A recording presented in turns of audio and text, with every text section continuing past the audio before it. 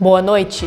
Vereador João Pedro Nunes faz seu grande expediente e destaca sua trajetória de vida e participação na política que começou nos movimentos comunitários. Porque eu vejo a minha trajetória lá atrás, com 14 anos, participando de grupo de jovens, a pastoral da juventude, tudo isso me deu experiência, sabendo ouvir, sabendo dialogar. O projeto de lei sobre áreas hostis de Passo Fundo é aprovado por unanimidade. Desejamos que a Prefeitura sancione e implemente esse programa para fazer, de fato, esse monitoramento das áreas e pensar em medidas preventivas. Veja ainda, a Frente Parlamentar da Água se reúne com representantes da Corsã Egeia e do Executivo em reunião. O fundo não pode viver novamente uma situação caótica como viveu no último mês de falta de abastecimento de água. E projeto arquitetônico da cidade da polícia é apresentado aos vereadores durante Frente Parlamentar da Segurança Pública. Nós temos uma convergência de interesses, de esforços, e para que uma atuação também conjunta das forças de segurança possa ocorrer. A partir de agora, no canal da comunidade.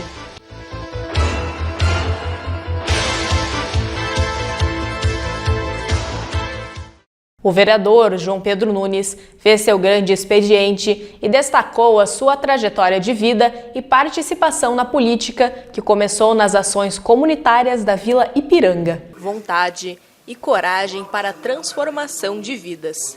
Essência da política para o vereador João Pedro Nunes. Em seu grande expediente, ele destacou a origem humilde, com a perda do pai aos 5 anos de idade e sua jornada de resiliência e conquistas.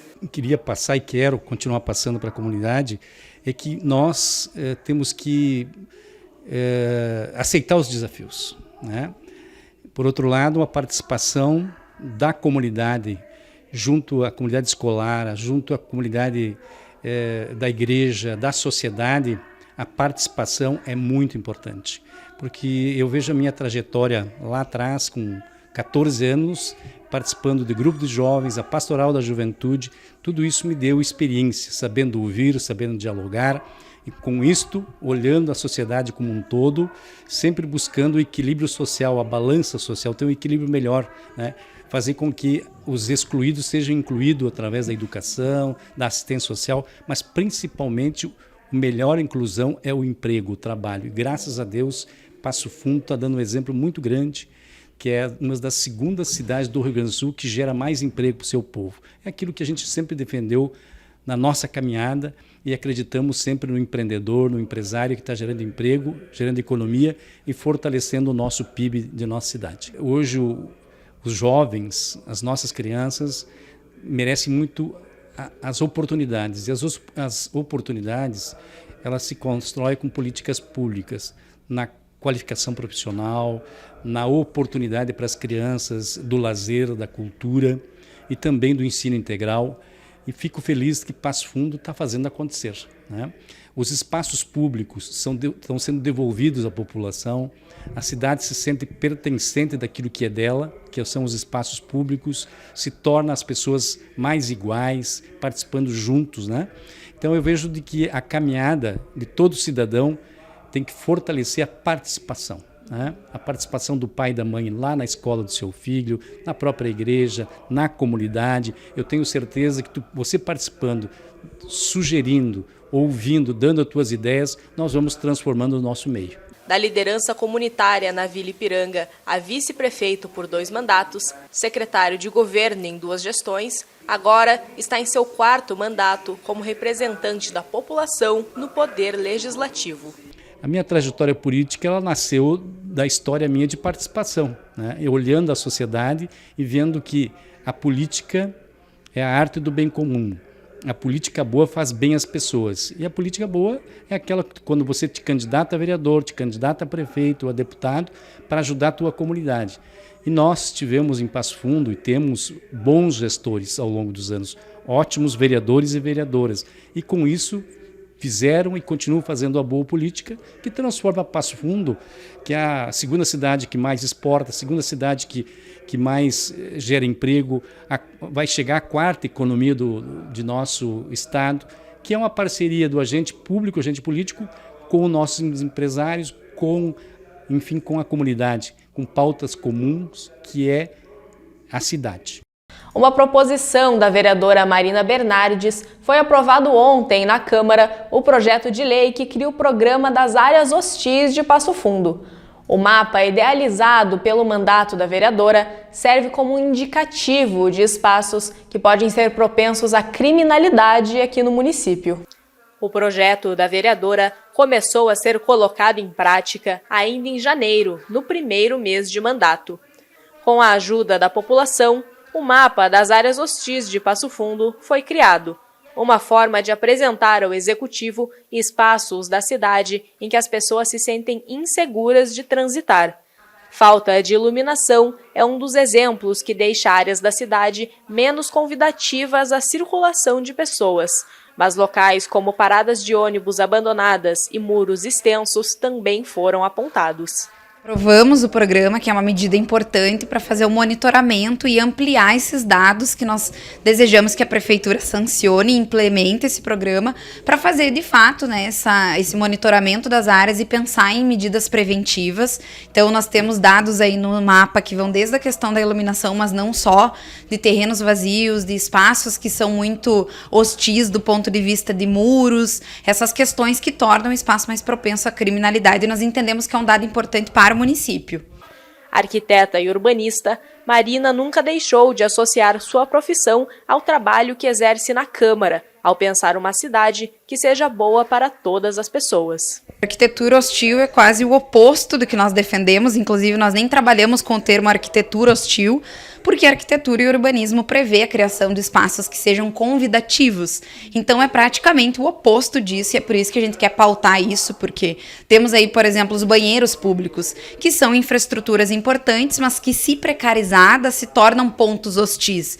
Mas se bem feitas, bem colocadas no espaço público, com pessoas circulando, com manutenção, se tornam pontos, inclusive, de encontro, de apoio da cidade. Por isso, por exemplo, essa é uma das infraestruturas que nós defendemos. E depois do intervalo, você confere como foram as reuniões das frentes parlamentares desta segunda-feira.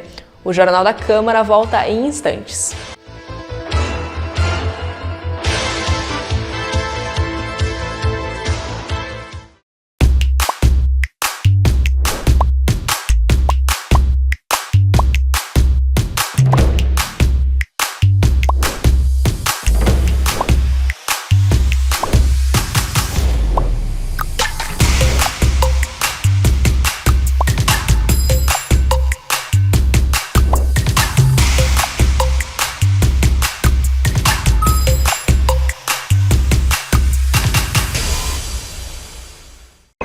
Oi, essa ligação é pra você. você já sabe que pode contar comigo quando mais precisa, né? Mas também tô sempre aqui pra ouvir, acolher, sem nunca julgar.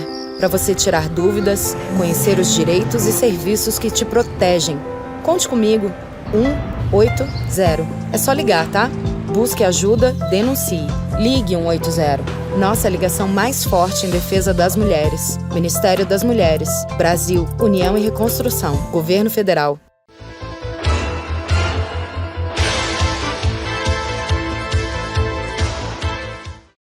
A Frente Parlamentar da Água e Saneamento Básico se reuniu nesta segunda-feira no plenarinho para mais uma reunião.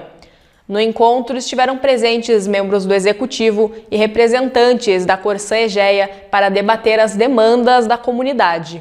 Qualidade da água, bom atendimento à população e medidas tomadas pelo município foram alguns temas abordados durante a reunião da frente. Presidida pela vereadora professora Regina, os parlamentares puderam questionar os representantes do Executivo e da concessionária a respeito daquilo que vem sendo cobrado pelos integrantes da frente. Para o Executivo, uma das questões levantadas foi a respeito da revisão do aditivo contratual e se o município havia tomado algum posicionamento jurídico frente à situação da água. A gente não vive mais o problema de abastecimento, mas foi uma situação muito grave. Hoje, essa reunião ela teve como objetivo de que o Executivo Municipal apresentasse quais estão sendo os encaminhamentos feitos para que isso não volte a acontecer e que esse serviço seja qualificado. Não tivemos, assim, algo de concreto enquanto Executivo, a não ser já os encaminhamentos anunciados, né? A questão da multa, os processos administrativos, que na nossa avaliação precisa se avançar. O Passo Fundo não pode viver novamente uma situação caótica como viveu no último mês de falta de abastecimento de água. Então a gente vem escutando, mas ao mesmo tempo fazendo os encaminhamentos necessários. Nesta ocasião a gente perguntou se o município, por exemplo, encaminhou algum processo no campo jurídico de avaliação ou de revisão, melhor, do contrato. Até o presente momento não, que é algo que a gente vem cobrando. Da forma como está hoje o aditivo contratual, ele traz inúmeros prejuízos para a população de Passo Fundo. Vou citar um deles. Esse aditivo, por exemplo, ele faz a previsão de um contrato de 40 anos que pode ser prorrogável por mais 40 anos sem a necessidade de licitação. Então, hoje, mais uma vez, a gente pediu para que a administração municipal apresente estudos voltados à questão contratual. O que nos foi dito nesta manhã?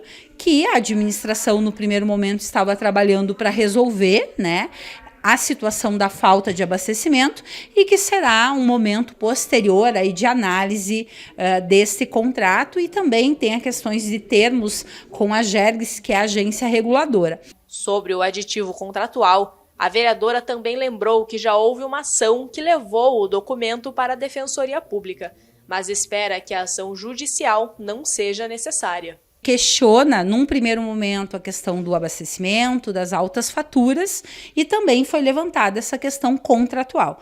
Mas eu espero que a gente não precise discutir isso no campo jurídico, né? De forma judicialmente, né?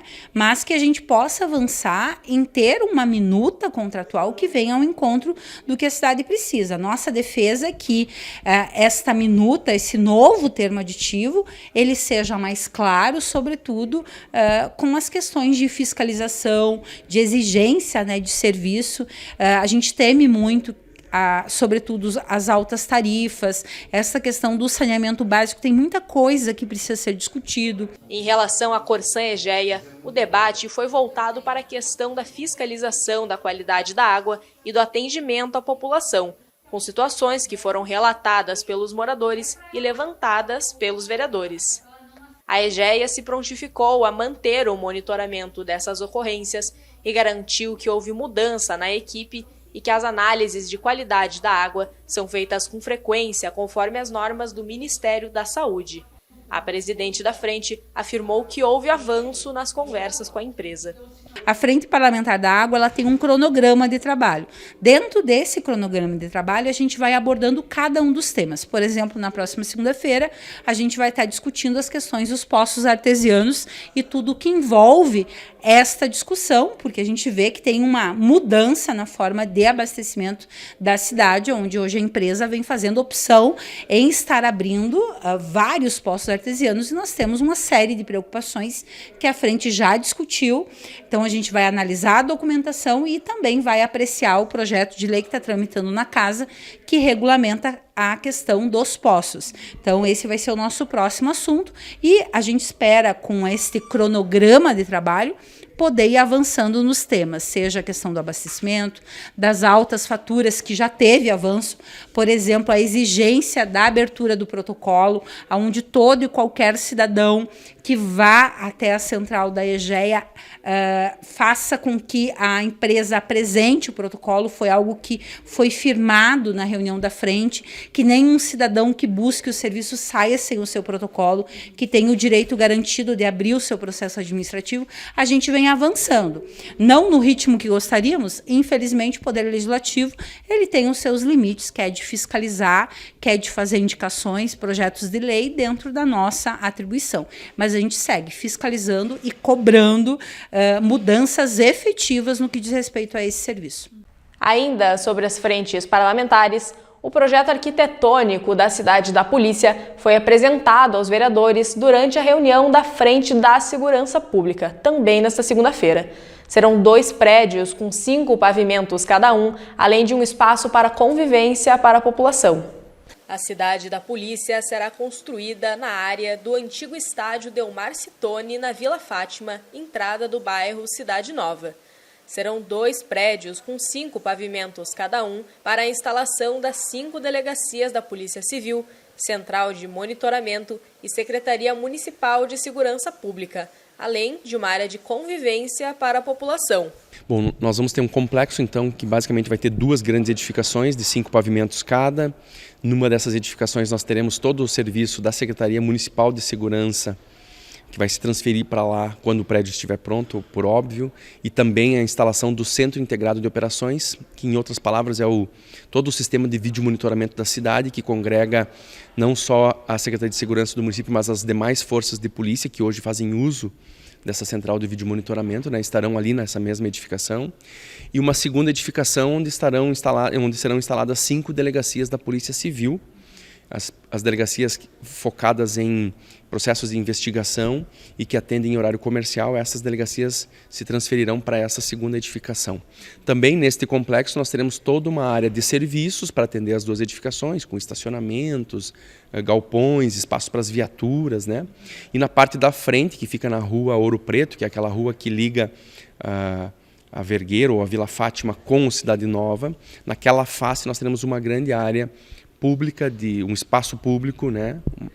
Em outras palavras, uma praça para a permanência e convivência das pessoas, né? A preocupação de que a gente deixe um espaço que seja agradável para quem já vive ali ou para quem quer ir, né, conviver ali. Então, o sinônimo de segurança não é só a gente ter a polícia presente, mas a gente ter as pessoas apropriadas dos espaços públicos, da rua, bem iluminado, né?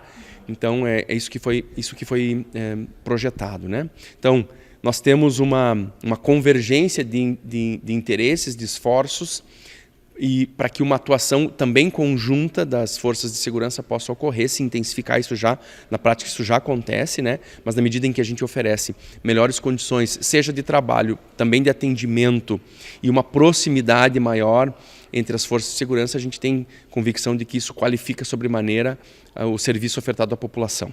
O investimento será de 25 milhões de reais com recursos do município e do governo do estado. O próximo passo será a análise do impacto de vizinhança. A previsão é iniciar as obras em 2028. Esse valor que você referiu, de 25 milhões, é um valor estimado, né, que ainda carece de acuracidade, de apuração no detalhamento dos orçamentos, mas é um valor que a gente consegue falar com segurança e que ele é para todo esse complexo, né? Então a gente tem falado assim que 2/3 desse investimento, eles são investimentos no prédio da Secretaria de Segurança e nas áreas que vão ser estruturadas de espaços públicos, e 1/3 é o investimento nessa edificação que vai servir então as 5 delegacias da Polícia Civil. O que está se construindo agora, e esse é o objeto do projeto de lei que veio para a Câmara de Vereadores autorizar, é que o Executivo assine um termo de parceria ou de conveniamento com o Estado, com a Secretaria de Segurança do Estado, e neste termo vai estar estabelecido então que o município fará esse investimento na edificação e, em contrapartida, o Estado reverterá ao município alguns terrenos, algumas áreas, algumas delas com edificação, algumas com edificação que não vamos poder aproveitar, que têm que ser demolidas, né? Mas que são do interesse do município e importantes para a estruturação de equipamentos públicos futuros, né? A gente não tem uma definição do que se vai instalar em cada uma desses terrenos, mas são terrenos em lugares estratégicos que a gente considera que vão nos permitir, num futuro breve, disponibilizar novos equipamentos públicos de qualidade para a população. Bom, essa é uma discussão super pertinente que já está sendo feita no Executivo e que vai ser ampliada na medida em que efetivamente for autorizado a fazer também, né? Porque a gente também não antecipou muito essas discussões, sob pena de repente, esse processo travar, né? E a gente não poder avançar ou ter que pensar num outro local ou coisas do tipo, né? Mas na medida em que isso avançar, nós temos consciência e já estamos, como eu disse, discutindo a qualificação do entorno, seja com a estruturação de ruas do entorno que vão facilitar e criar rotas alternativas, mas também a implementação de mudanças mais significativas no entorno, como já estão previstas, por exemplo, no nosso plano de mobilidade, que está vigente no município, né? E que vai permitir, então, que a gente intervenha não só para qualificar o status atual, que, como você disse, em alguns horários já está sobrecarregado, né? Especialmente o fluxo de veículos, a mobilidade de veículos, mas também para absorver esse fluxo adicional que a gente vai gerar a partir da instalação lá do complexo da Cidade da Polícia. Importante dizer que a Cidade da Polícia é um quarteirão inteiro, então também tem alternativas de ruas no entorno de todo o empreendimento, né? Só que essas ruas, por exemplo, precisam ser melhor estruturadas, ter melhores condições para poder acolher um tráfego, por exemplo, de veículos, né? Também é uma preocupação nossa, na medida em que o projeto avançar, em qualificar o acesso das pessoas por meio do transporte público, o que seria super interessante já para quem mora lá, mas também para quem vai em busca do serviço da Cidade da Polícia. Então, são tarefas que, a partir da resolução dessa primeira etapa, que é a confirmação de que nós poderemos fazer o investimento, são tarefas que precisarão ser vencidas no decorrer do tempo. E o Jornal da Câmara fica por aqui. Uma boa noite e até amanhã.